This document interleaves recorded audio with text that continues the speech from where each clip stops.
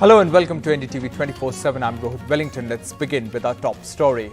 A day after a spectacular victory in Uttar Pradesh Assembly elections and retaining power in 3 other states, Prime Minister Modi on Friday reached the next poll-bound state, Gujarat, and he reached there to a grand welcome.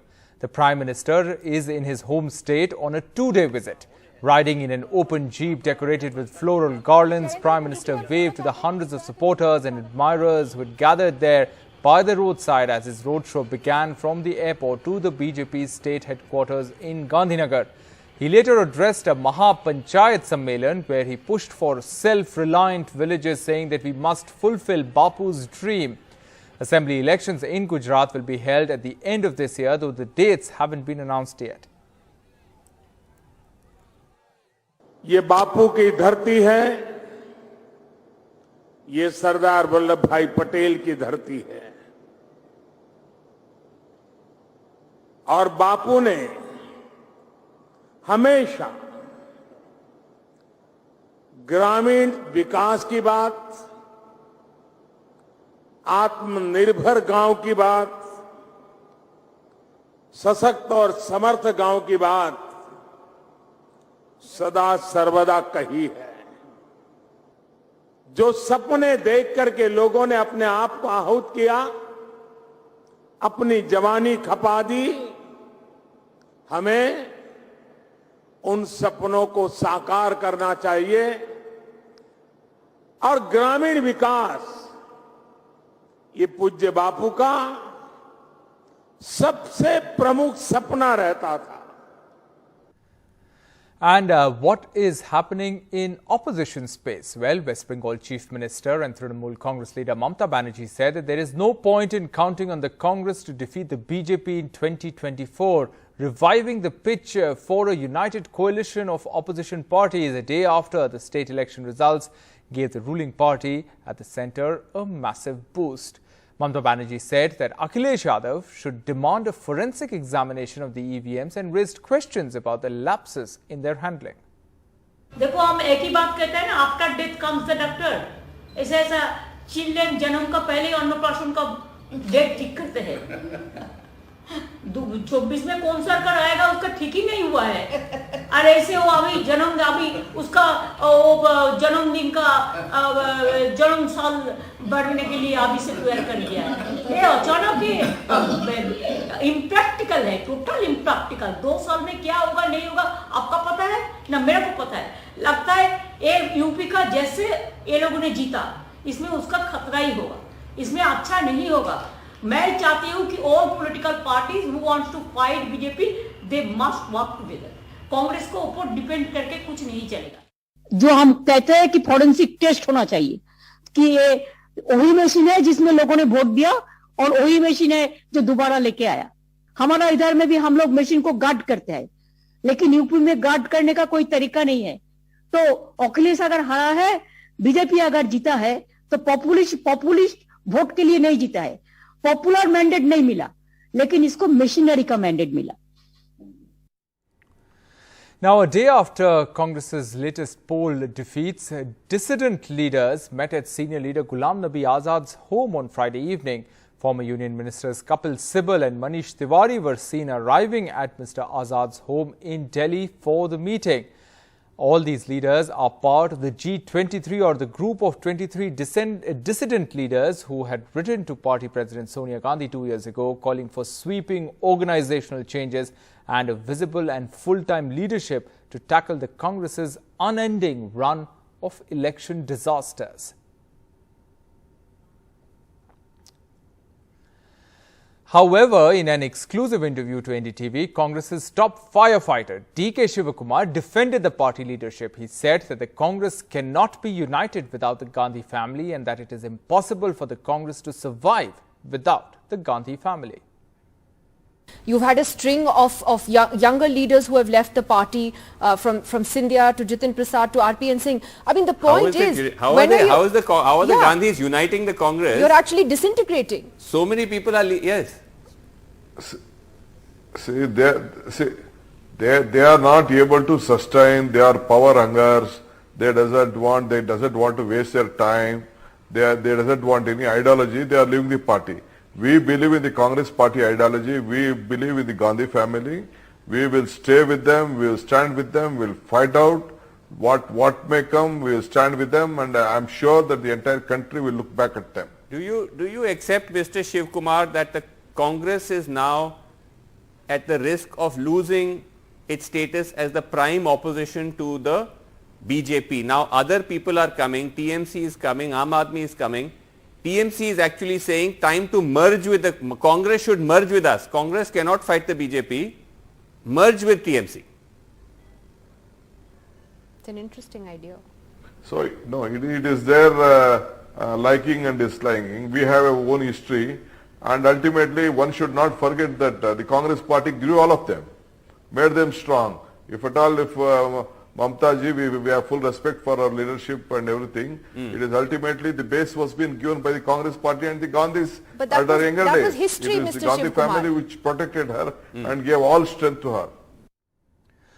Meanwhile, poll strategist Prashant Kishore on Friday slammed Prime Minister Modi's comment on 2022 results, giving a glimpse of the 2024 outcome, asserting that the battle for India will be fought and decided in 2024, not in the state elections. Prashant Kishore tweeted, "Battle for India will be fought and decided in 2024 and not in any state elections. Sahib knows this. Hence, this clever attempt to create frenzy around state results to establish decisive psychological advantage over opposition.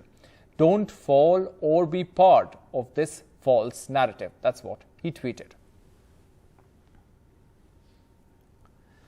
The other big story, Bhagwant Mann, soon to be Chief Minister of Punjab, visited Delhi on Friday to congratulate Party Supremo Arvind Kejriwal on the resounding historic victory. The two will hold a victory roadshow in Amritsar on the 13th of March, and Mann will take oath on the 16th. On its way to becoming a national opposition player, the Aam Aadmi Party on Friday opened yet another front against the centre, this time on the delay in the municipal elections in Delhi. The BJP has hit back, questioning claims of an AAP wave. Bhagwant Mann meeting his party boss after a historic win in Punjab. Now he'll be Chief Minister of a state which has 2/3 more MLAs than Delhi. Mann will be sworn in on the 16th of March. He drove almost 5 hours to meet Arvind Kejriwal on government formation. AAP is now the only party apart from the Congress and the BJP to now have 2 chief ministers, propelling the startup party's stature. After the 2-hour-long meeting here at the party supremo's home in New Delhi, the Aam Aadmi Party announced that Mr. Arvind Kejriwal and Mr. Bhagwant Mann will hold a road show in Amritsar to celebrate on Sunday, and on Wednesday, Mann will take oath as the new Chief Minister of Punjab. Mann's visit to Delhi is already being seen as an early indication that the centre of power will remain here. At his meeting with newly elected MLAs in Mohali, Mann said his cabinet will have 17 ministers in addition to himself. 17 plus CM ਆਪਾਂ minister ਬਣਾ ਸਕਦੇ ਹਾਂ। ਕਿਰਪਾ ਕਰਕੇ ਬਾਕੀ ਦੇ 75 ਜਿਹੜੇ ਨੇ ਉਹ ਇਸ ਗੱਲ ਦਾ ਗੁੱਸਾ ਨਾ ਕਰਨ ਕਿ ਮੈਨੂੰ ਆਏ ਨਹੀਂ ਤੁਸੀਂ ਸਾਰੇ ਮਿਨਿਸਟਰ ਹੋ ਮੇਰੇ ਲਈ, ਜਿਹਦੇ ਕੋਲ ਮਰਜ਼ੀ ਚਾਹੋ। ਘੱਟ ਤੋਂ ਘੱਟ ਚੰਡੀਗੜ੍ਹ ਰਹਿਣਾ, ਸਰਕਾਰ ਪਿੰਡਾਂ ਚੋਂ ਚੱਲੂਗੀ, ਵਾਰਡਾਂ ਚੋਂ ਚੱਲੂਗੀ, ਮੁਹੱਲਿਆਂ ਚੋਂ ਚੱਲੂਗੀ। Giant leaders like Prakash Singh Badal, even the sitting Chief Minister Charanjit Singh Channi, lost to Aam Aadmi candidates like 35-year-old Labh Singh Ugoke, who works at a mobile repair shop. Whether MLAs like him will find space on the cabinet remains to be seen. देखिए, अगर मुझे जिम्मेवारी मिली है, जब उनको मिली थी तो उन्होंने काम नहीं किया, इसीलिए पूरे पंजाब के लोगों ने उन्हें झाड़ू से साफ कर दिया। The Aam Aadmi Party, now projecting itself as a national level opposition party, today opened another front against the union government on the delay to municipal elections in Delhi. शाम को 5 बजे चुनावों का ऐलान होना था, तारीखों का ऐलान होना था। 4 बजे, उसके 1 घंटा पहले केंद्र सरकार ने चुनाव आयोग को चिट्ठी लिखी कि हम दिल्ली के तीनों नगर निगमों को एक साथ एक नगर निगम बनाने जा रहे हैं, इसलिए आप ये चुनाव टाल दीजिए। 5 बजे चुनाव आयोग ने चुनावों केंद्र सरकार के कहे के मुताबिक चुनाव टालने का ऐलान कर दिया। प्रधानमंत्री जी, अगर हम चुनाव आयोग को दबाव डाल के चुनाव कैंसिल कराते हैं, इससे चुनाव आयोग कमज़ोर होता है, और चुनाव आयोग कमज़ोर होता है, चुनाव कैंसिल होते हैं, तो देश कमज़ोर होता है. Union Minister Smriti Irani hit back, sidestepping claims of deliberate delay, but said the Kejriwal government had cut funding for municipal bodies. जब अरविंद केजरीवाल जी ने स्वतः नगर निगम का गत 7 वर्षों में 13,000 करोड़ रुपया रोक के रखा ताकि निगम अपने कार्यों में विफल हो. Whether or not there is an upwave, the party has begun the work of building its majority government in the key state of Punjab. With Sonakshi Chakravarti, Meher Pandey for NDTV. A missile was fired accidentally from the Indian side into an area in Pakistan earlier this week. That's what the Defence Ministry has said, blaming the incident on a technical malfunction that the ministry says is deeply regrettable. On the 9th of March 2022, in the course of routine maintenance, a technical malfunction led to the accidental firing of a missile. The Government of India has taken a serious view and ordered a high-level court of inquiry. That's what the Ministry of Defence said in a statement. And that statement added that it has learnt that the missile landed in an area of Pakistan. While the incident is deeply regrettable, it is also a matter of relief that there has been no loss of life due to the accident. Now, terrorists have shot dead a sarpanch or village head in Kulgam district of Jammu and Kashmir. Shabir Ahmed Mir, the sarpanch associated with the BJP, was killed in a targeted attack by the terrorists on Friday evening. Mir is the third panchayat member to be killed in the last 1 week. 2 days ago, Bashir Ahmed Bhatt, sarpanch of Khanmo on the outskirts of Srinagar, was killed by terrorists. An army pilot was killed and his co-pilot was critically injured after their Cheetah helicopter crashed near the line of control of the LOC in North Kashmir's Gurez sector on Friday. The helicopter was on its way to pick up a paramilitary soldier and evacuate him to hospital for treatment when it crashed. A statement from the Defence PRO of Srinagar said that the helicopter lost communication contact with the forward post at Gujarat. A search operation on foot was immediately launched by the Indian Army alongside search and rescue helicopters, which were pressed into service. The wreckage of the crashed helicopter was found in a snowbound Gujarat Nala area of the North Kashmir's Bandipora.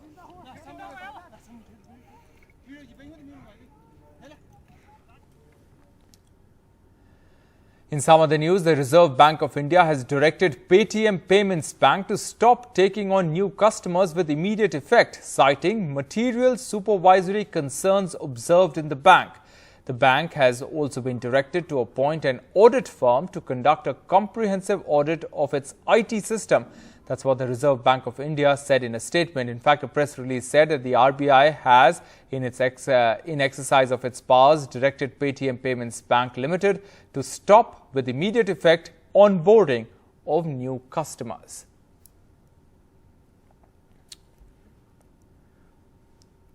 In the first peer-reviewed estimates of excess deaths due to the global COVID pandemic, British medical journal Lancet has said that India accounted for the largest number of estimated excess deaths due to COVID-19 between the 1st of January 2020 and the 31st of December 2021. Images like these of the uncounted dead during the corona pandemic now has an explanation. Over 40 lakh people are estimated to have died during 2020 and 2021 in India, as against the official death toll of less than 5 lakh, says the first peer-reviewed estimates of excess deaths due to the global COVID pandemic. British medical journal The Lancet has said India accounted for the largest number of estimated excess deaths, accounting for 22% or 1 in every 5 global deaths.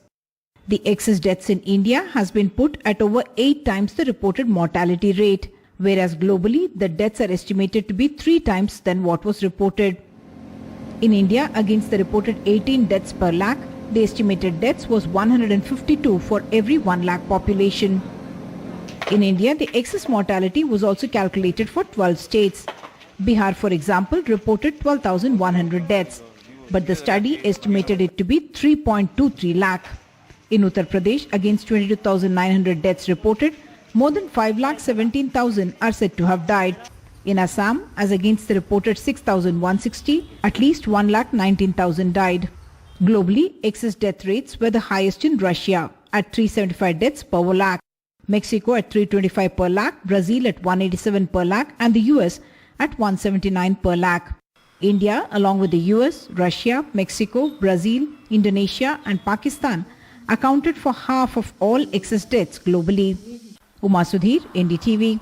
The India's permanent representative to the United Nations has spoken at the United Nations Security Council meeting on Ukraine. The statement says that we have noted the recent statements by states and wider information regarding biological activities relating to Ukraine, going on to say that we would underline the importance attached by India to the Biological and Toxin Weapons Convention.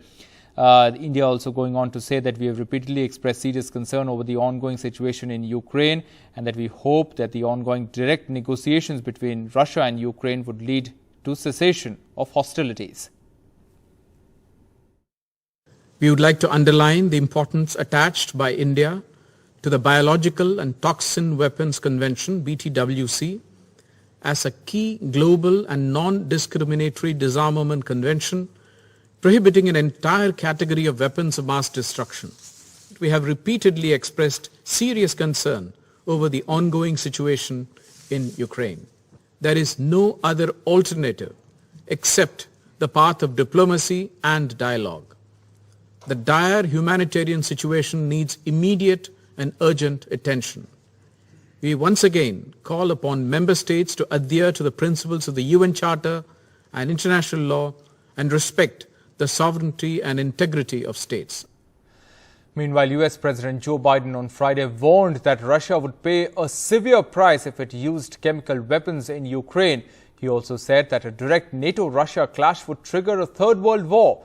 Biden reacted after Russia accused Ukraine and the US of developing biological and chemical weapons. And as Putin continues his merciless assault, the United States and our allies and partners continue to work in lockstep to ramp up the economic pressures on Putin and to further isolate Russia in the global stage. Later today, together with other NATO allies in the G7, Canada, France, Germany, Italy, Japan, the United Kingdom, as well as the European Union, we're going to jointly announce several new steps to squeeze Putin and hold him even more accountable for his aggression against Ukraine. Each of our nations is going to take steps to deny most favored nation status to Russia. Now, most favored nation status designation means two countries have agreed to trade with each other under the best possible terms. Low tariffs, few barriers of trade, and the highest possible imports allowed. The G7 will seek to deny Russia the ability to borrow from leading multinational institutions such as the International Monetary Fund and the World Bank. Putin is an aggressor. He is the aggressor, and Putin must pay the price. Russia would pay a severe price if they use chemicals. We will make sure Ukraine has weapons to defend against an invading Russian force. We will send money and food and aid to save the Ukrainian people. And I will welcome Ukrainian refugees. We should welcome them here with open arms if they need access. And we're going to provide more support for Ukraine. We're going to continue to stand together with our allies in Europe and send unmistakable message. We'll defend every single inch of NATO territory with the full might of the united and galvanized NATO. We will not fight a war against Russia in Ukraine. Direct confrontation between NATO and Russia is World War III, something we must strive to prevent.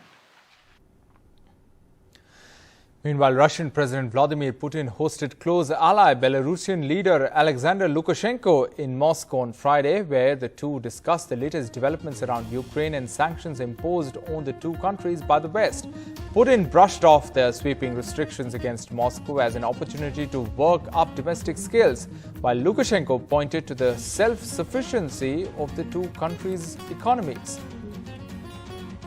Попытки ограничить наше развитие, сдержать его, Они предпринимались всегда, предпринимают и сейчас.